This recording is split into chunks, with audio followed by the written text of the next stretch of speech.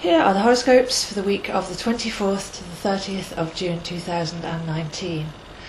We are coming out of the full moon in Sagittarius and heading towards the new moon on the 2nd of July in Cancer. So we are in the waning moon phase. And there's been lots of activity over the summer solstice, which for me lasts from the 20th to the 23rd of June as a 3-day period where we can hold space and release rather than rush forwards. The whole astrology of this year is very much a year of two halves. Again, we had this last year, but very important as we end the summer solstice that we wrap up and encapsulate everything that we've learned. So this weekend we're coming out of that sacred point where we stop, listen, breathe, relax, reassess, and don't try to make plans forwards, don't try to think things forwards, but just allow ourselves to be in that portal of opportunity for a few days. Because within this sacred space we learn how to not be too controlling with the mind, how not to be living to the future, but to just be in the present moment, to feel more deeply and to reconnect with our soul-centered desires and who we truly are. But this is a very difficult thing to do. Many people struggle, as the mind is definitely in charge of things, controlling everything, worrying, planning, all of these aspects which leave us frayed and aggravated and concerned and living in the head. So there's still time to stop, to feel. Very powerful summer solstice this year as Neptune has turned retrograde in Pisces at the same time. And Neptune is our tuning fork. It's where we can feel the soul essence of every cell in our body.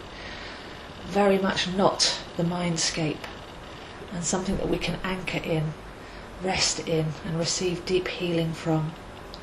So for Sunday, Monday, we've still got the opportunity to stop, put ourselves in a bubble rather than on a linear time scale, to feel deeply and to connect with what really matters for us and where we're coming from on a cellular level.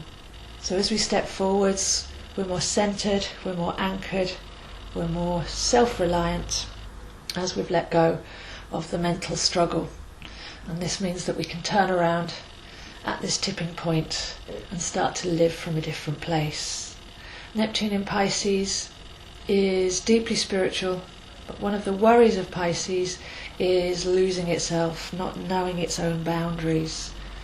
So by Tuesday I feel that we can focus on setting healthy boundaries. Many people let others have power over them, or too subservient to others, too reliant on them for their validation and to make them happy.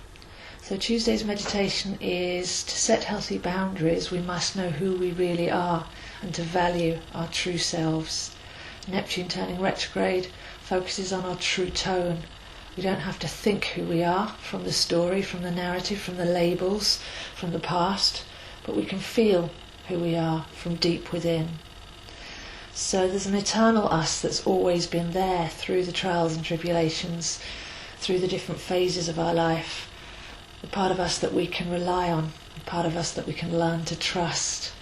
Another aspect of Pisces can be that we don't trust ourselves, not to make the same mistakes over and over again. But this is only true if we keep coming from the same place over and over again. If we keep having the same fears, the same needs and the same wants.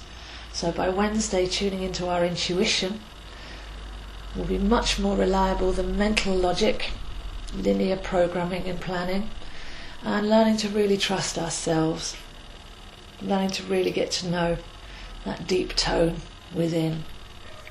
This is all a way that we can live from now on, but also does set those healthy boundaries, because we can always reset to that feeling rather than having to try and figure things out in our head or decode the past stories. So very deep solstice with Neptune turning retrograde to help us tune deeply within and let go of anything that's just from the mental narrative or that served its purpose. All the lessons of the past week start to come together by Thursday, Friday, bringing a deeper sense of self-reliance.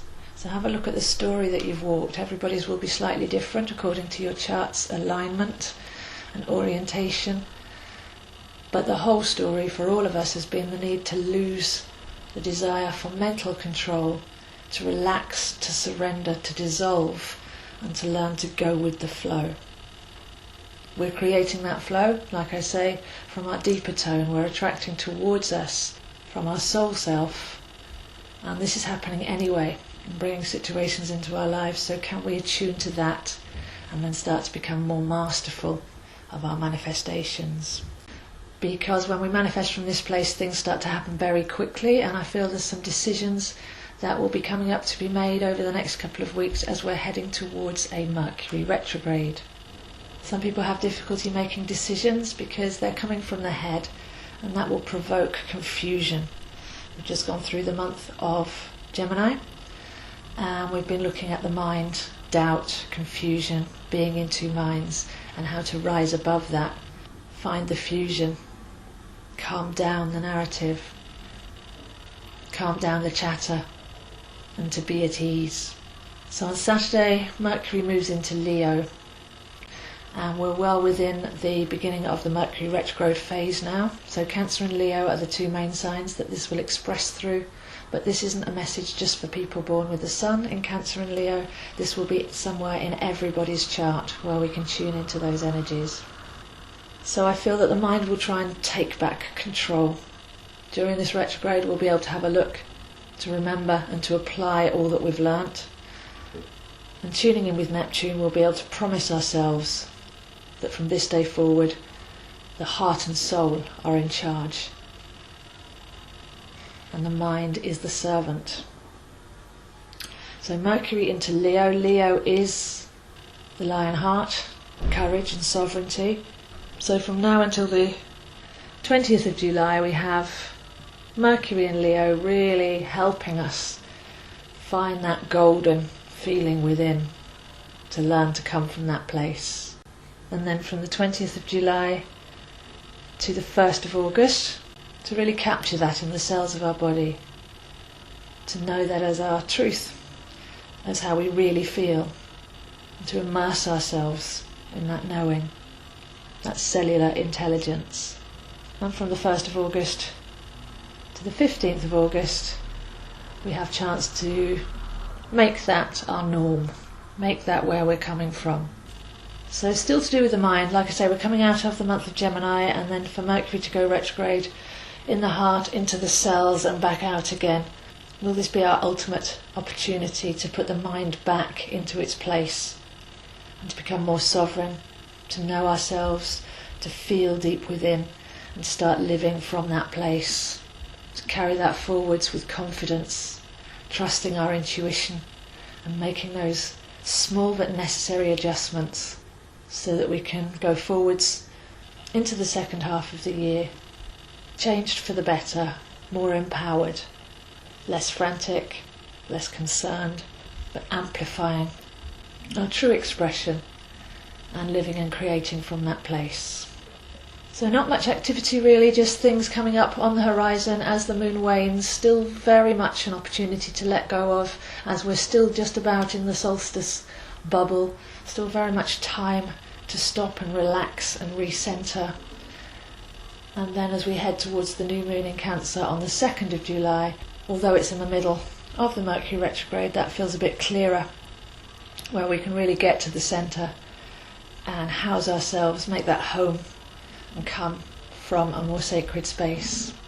So if you'd like to find out where Mercury will be acting for you in Cancer and Leo in your particular chart, then I am available one-to-one for soul readings, or to even teach this, working with the moon cycles and how to align with your chart. I'm available one-to-one in person and online. And for anybody that's been for a full reading before, I'm also available for half readings if you just want a quick top-up or you've got a few questions. So my email is zoehines7@gmail.com, Facebook at AstroZo, Instagram zoehines7, where I post daily on both of those formats, and this video is on my YouTube channel Zoe Astro if you'd like to subscribe and even share this information with your friends. So those are the horoscopes this week, and I'll see you next week.